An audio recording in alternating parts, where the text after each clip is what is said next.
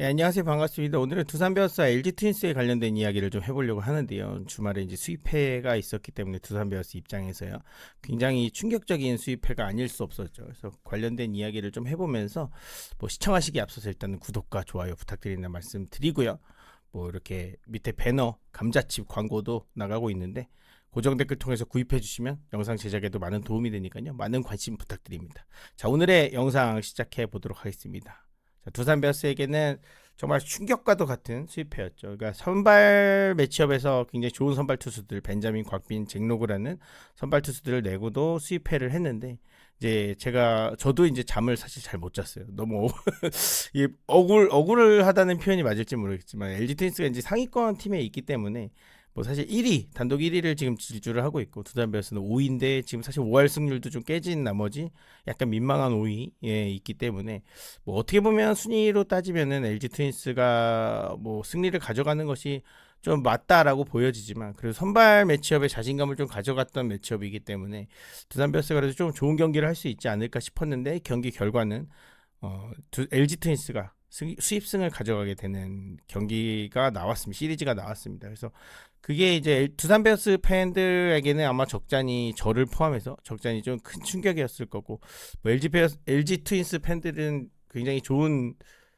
기분이었겠죠. 그러니까 예전에 이제 항상 회자되는 게 그러니까 1승 15패 했던 그 LG 트윈스 팬들의 그 충격 예전에 2018년도 두산 베어스는 15승 1패 했던 그 시절의 이야기가 많이 이번 시리즈를 통해서도 많이 회자되기도 했는데 어쨌든 그거는 이제는 너무나 먼 과거의 이야기고 거기서 이제 두산 베어스 팬분들은 그 영광에서 좀 헤어나올 때가 됐고 LG 트윈스 팬분들은 그 충격에서 어느 정도는 이제 치유가 되는 계기가 되지 않았을까라는 생각이 들면서요.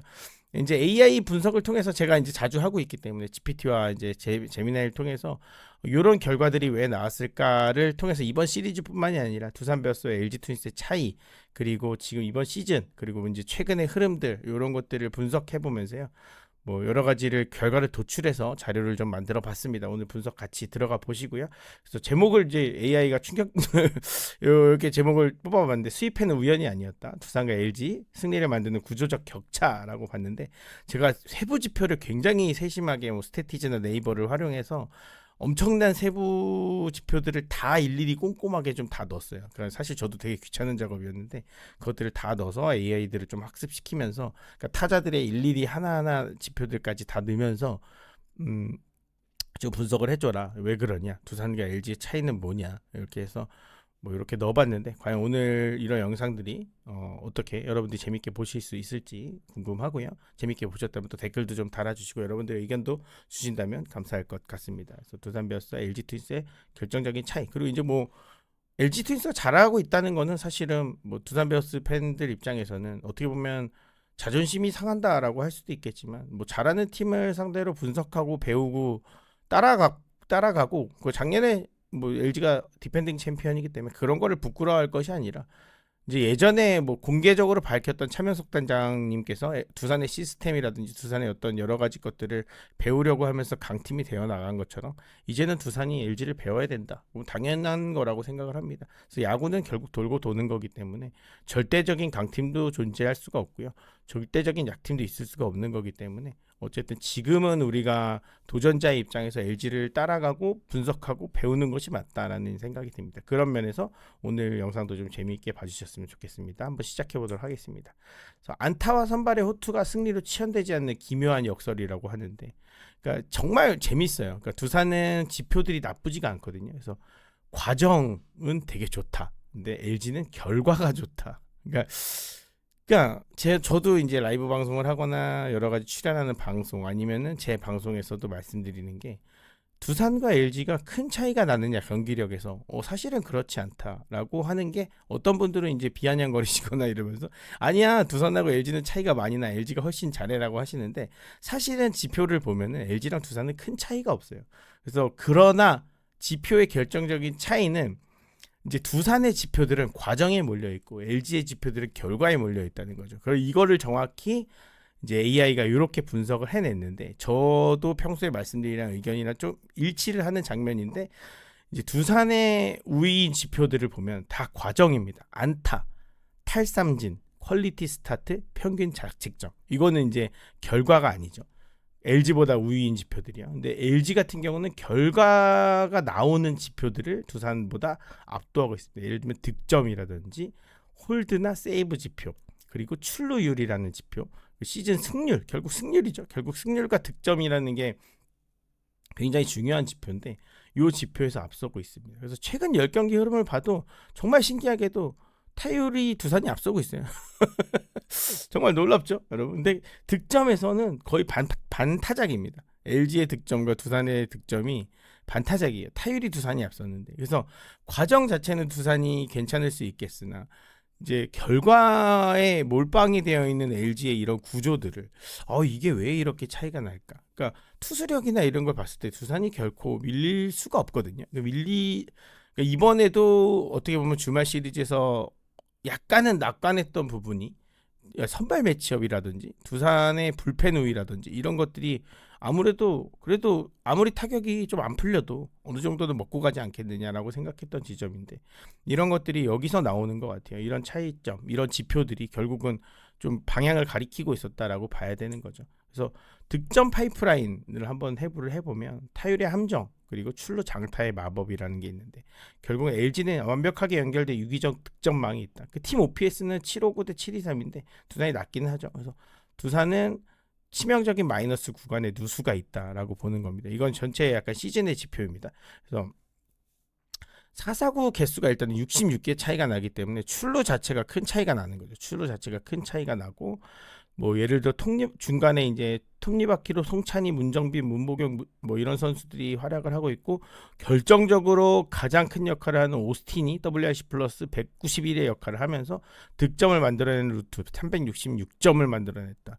두산은 280개의 449이기 때문에 449 차이가 일단 어마무시하게 나는 출루율 차이가 있다. 그리고 정수빈과 카메론이 펌프질을 하는데 양석환, 강승호, 손아섭 같은 이런 중심 역할을 할 수 있는 베테랑 타자들에서 누수가 굉장히 많이 발생을 하고 있다라고 하는 겁니다. 지금 뭐 손아섭 같은 경우, 강승호 같은 경우는 말소가 되기도 했지만 계속 이 베테랑 타자들의 반복된 기용 이런 것들이 결정적인 누수 역할을 하고 있다고 하는 거죠. 그래서 이런 차이가 있다고 보고요.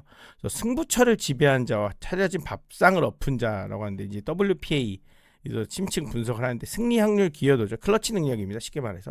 그래서 누적 WA랑 뭐 이런 거를 그래프로 나타내면 그러니까 우상향 양쪽 다 이쪽에 있는 선수들이 LG 오스틴은 이제 사실은 그냥 사람이 아닙니다.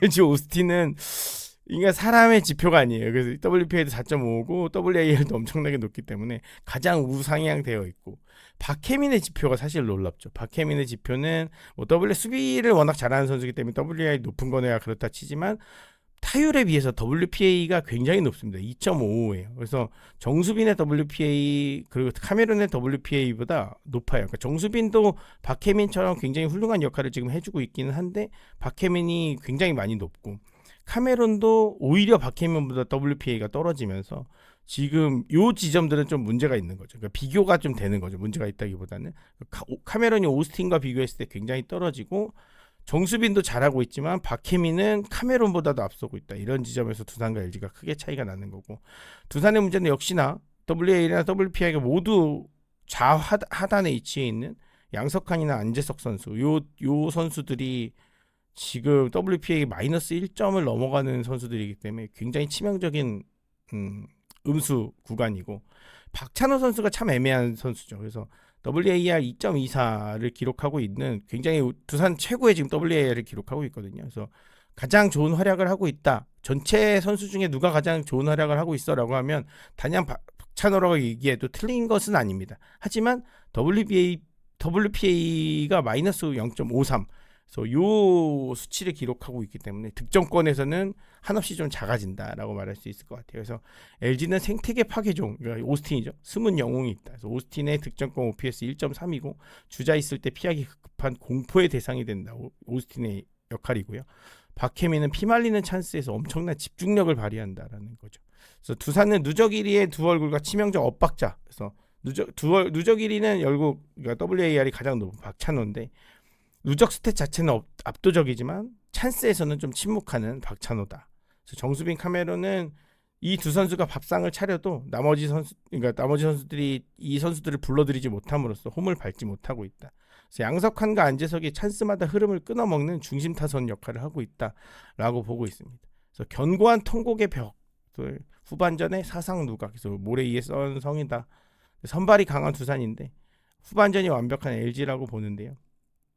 투수진 뎁스 성벽인데 딜레마는 리드를 지킨 연결 고리가 좀 부족하다. 팀홀드가 26개랑 팀홀드 54개인데, 그러니까 두산이 사실은 불펜이 약하지가 않거든요. 강하다고 하는데 곽빈, 최민석, 벤자민이라는 강한 선발 투수들을 가지고 있는데 딜레마는 리드를 지킨 연결 고리에 부족해. 양재훈 선수는 지금 시즌 아웃 되긴 했는데 이병헌이라든지 양재훈이라든지 이런 뭐 이제 필승조급이라고 활약했던 선수들의 면면을 살펴보면 사실은 그렇게 강하지 않다는 거였죠. 그러니까 최근에는 불펜이 좀 자리를 잡아가고 있기는 하지만 그런 부분들이 좀 나왔던 안 좋은 부분이 있었다는 거고, 임창규 토러스트가 당연히 두산의 선발보다 좋지 않죠. LG도 보면은.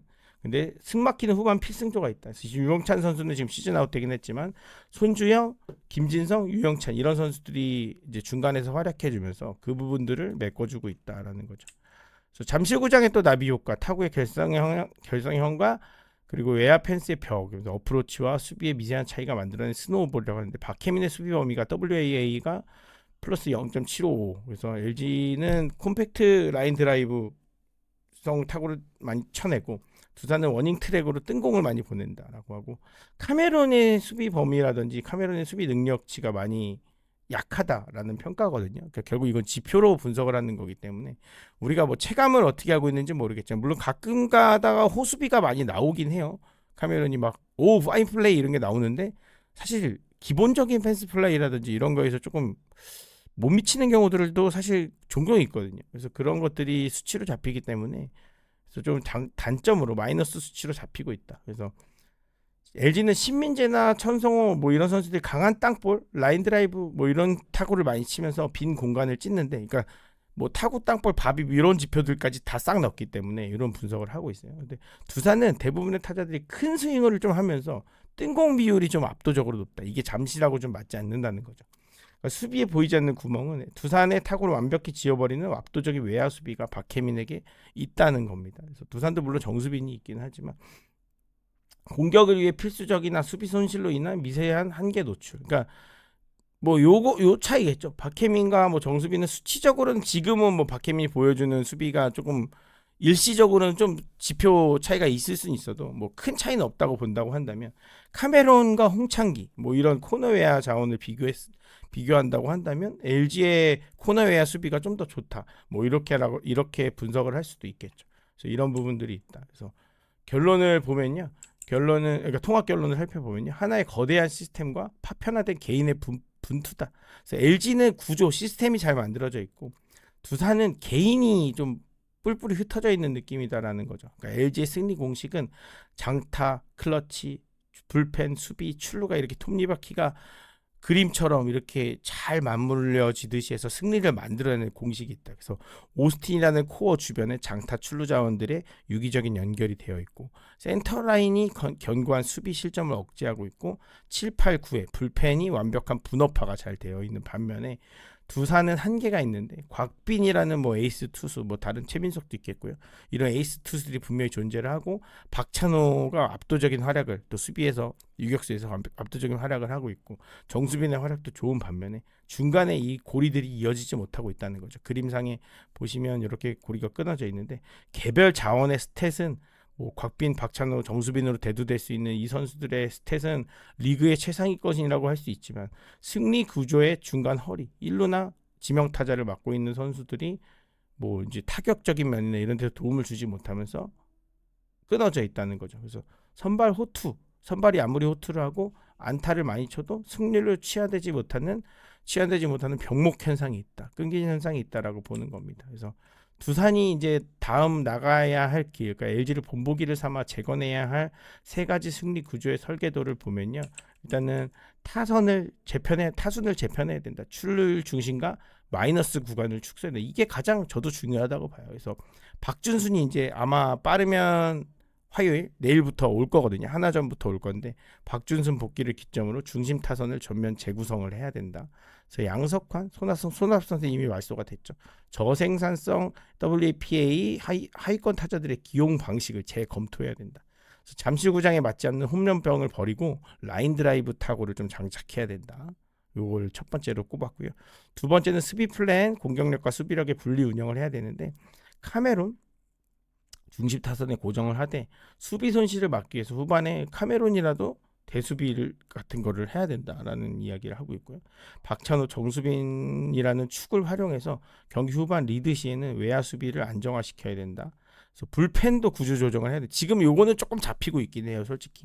근데 김태균 선수가 물론 LG와의 두 번째 경기에서 역전 홈런을 허용하긴 했지만 선택과 집중 그리고 분업화. 근데 분업화가 되지 않아서 사실은 지지난주 정도까지는 엄청나게 멀티이닝 막 박지욱 선수 멀티이닝 3연투까지 하고 막 이러는 뭐 말도 안 되는 총극이 벌어지기도 했는데 이제 이게 그건 것 같습니다. 모든 경기를 잡으려는 소모전을 벌이고 이길 경기와 버릴 경기를 명확히 구분해야 된다. 그러니까 이게 지금 지표상으로만 분석을 하고 있으니까 이런 이야기가 나오는 거죠. 그래서 최근에는 두산 베어스가 이 부분은 그래도 좀 잘 잡아오고 있다. 이용찬 선수가 또 활약해주고 이러면서요. 그래서 7, 8의 투수들의 롤이 정립돼야 된다. 그래서 이영하의 뭐 투구 피로드를 줄이기 위해서 앞에 투수들이라든지 이영하 자체도 본래 을 철저히 통제해야 된다 이렇게 보고 있습니다. 그래서 이런 세 가지들을 좀 다시 잡아가야 되는데 일단 박준수 선수가 돌아오니까요 여러 가지 기대할 수 있는 효과는 좀 많이 있을 것 같습니다. 근데 결과적으로는 타순 재편이 굉장히 필요할 것 같아요. 그러니까 안타를 많이 치고 있다는 거는 결국에는 뭐 그렇게까지 타격이 죽었다라고 볼 수는 없거든요. 타격이 죽었다라고 볼 수는 없는데 연결이 되지 않는다라고 봐야 되는데 이 연결이 되지 않는 지점에서는 사실 좀 솔직한 얘기로 혈막을 계속 중간중간에 넣어놓는 감독의 책임이 무관하지 않다라고 봅니다. 그래서 이 이야기도 다음 영상에서 좀 다뤄볼 건데요. 뭐 김민석 선수에 대한 이야기를 좀 중점으로 해볼 건데 그래서 아무튼 다음 영상도 기대해 주시고 LG를 아무튼 LG가 이렇게 왜 잘 맞물려 돌아가는지를 두산 베어스가 좀 벤치마킹할 필요가 있다. 그게 이제 뭐 시즌이 끝나고 이런 게 아니라 시즌 끝나고 FA를 누굴 사자 뭐 시즌 끝나고 어떻게 대응을 하자 이런 게 아니라 시즌 중에도 분명히 LG를 뭐 이렇게 배워야 할 부분들이 존재한다라는 생각을 합니다. 그래서 뭐 어쨌든 지금 72경기 딱 했고 절반을 왔기 때문에 남은 절반에서 더 좋은 성적을 거두기 위해서 어떻게 가야 할 것인지 지금 이런 부분들을 잘 해결을 하면서 가면은 될 것 같아요. 그러니까 투수진들은 지금 잘하고 있거든요. 뭐 더 이상 바랄 게 없죠. 그러니까 선발 투수를 뭐 잭로그 선수가 어제 또 문제점을 나오긴 했지만 플렉센의 회복도 기다려야 되고 근데 그런 문제들은 시간이 지나면서 해결이 될 것이고 그러니까 여러 가지로 해결해야 될 부분들은 부분적으로 있지만 큰 틀에서는 오늘 이후 AI가 짚어준 세 가지 문제 특히나 1번 이 문제를 잘 해결해야 되지 않을까라는 생각을 해봅니다. 그래서 잘 짜여지는 두산의 뭐 이제 후반 흐름이 되었으면 좋겠고요. 중후반 흐름이 되었으면 좋겠고 더 좋은 결과가 나왔으면 좋겠습니다. 아무튼 LG 트윈스에게 충격에 패배했지만 이게 약이 되어서 이제 남은 72경기는 정말로 좋은 흐름을 가져갈 수 있는 두산 베어스가 되었으면 좋겠다라는 생각을 해봅니다. 오늘 영상 재미있게 보셨다면 구독과 좋아요 부탁드리고요. 뭐 좋지 않은 기분을 가진 두산 베어스 팬분들이겠지만 또 화요일부터 힘내서 또 열심히 응원해서 또 이기는 두산 베어스 됐으면 좋겠습니다. 고맙습니다.